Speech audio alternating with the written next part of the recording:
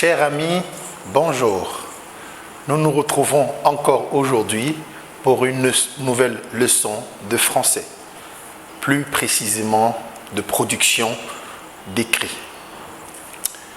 Chers amis, vous savez que vous êtes en train de prendre de l'âge.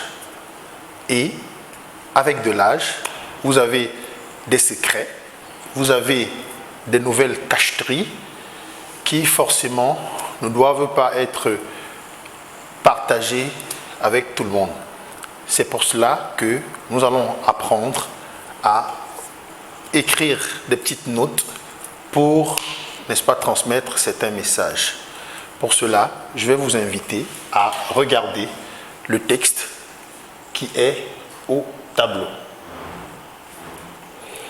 Et tel que je vous l'ai toujours appris, chers amis, on va prendre connaissance de ce texte. Et prendre connaissance de ce texte, c'est de pouvoir le lire. On va le faire ensemble.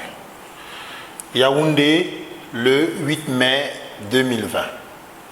Chère maman, je suis resté bien sage à la maison depuis qu'on a arrêté l'école à cause de la pandémie du coronavirus.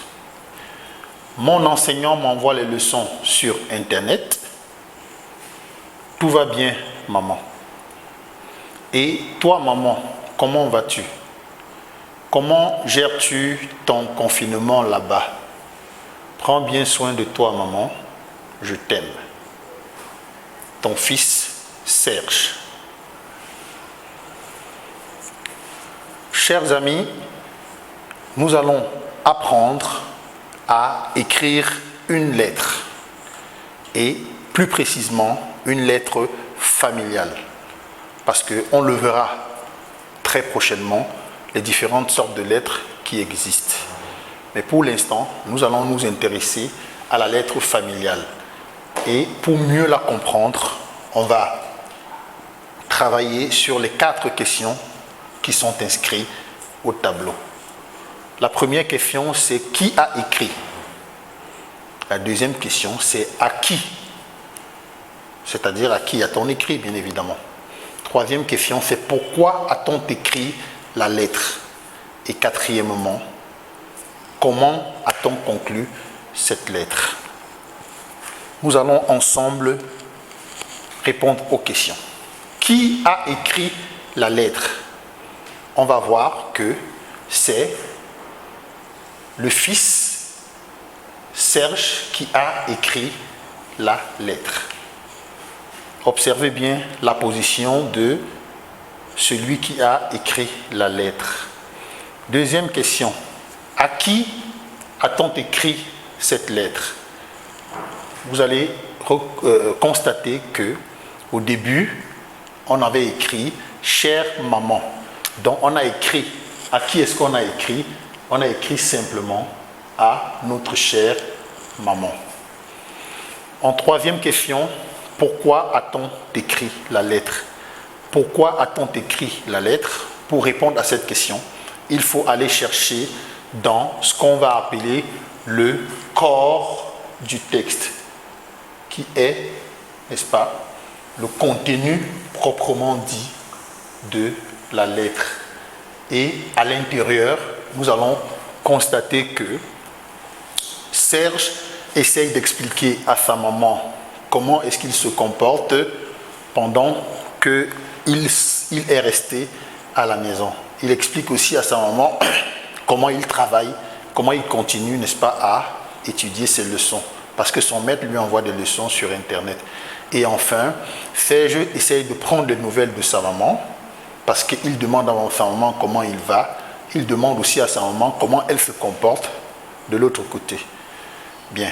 Quatrièmement, on nous demande comment a-t-on conclu la lettre.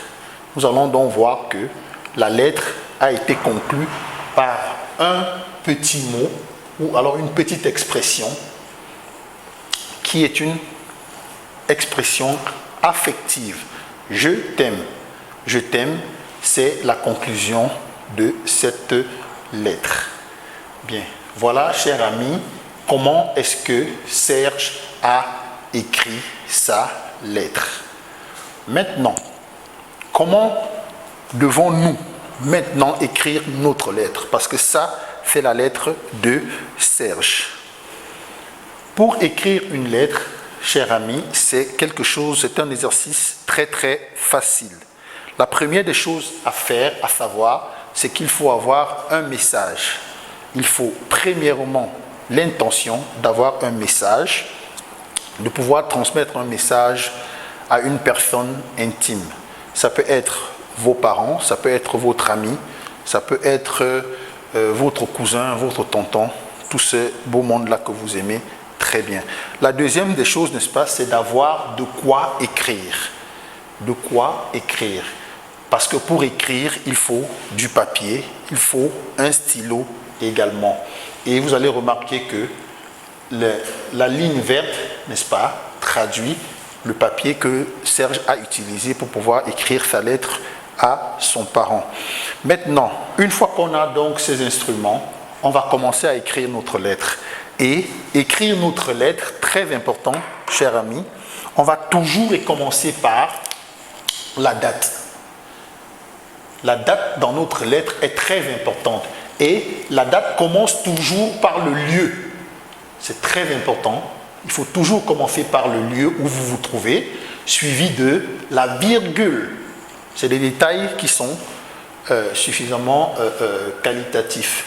Donc, le lieu où on se trouve, la virgule et le temps, c'est-à-dire le jour, n'est-ce pas, le jour de la lettre, le jour où vous écrivez la lettre. Si vous êtes par exemple à Mbalmayo, vous allez écrire Mbalmayo, virgule, le 8 mai 2020. Si vous êtes à Koutaba, là-bas dans mon village, vous écrirez Koutaba, virgule, le 8 mai 2020. La deuxième des choses maintenant à faire, c'est de pouvoir donner la formule d'appel.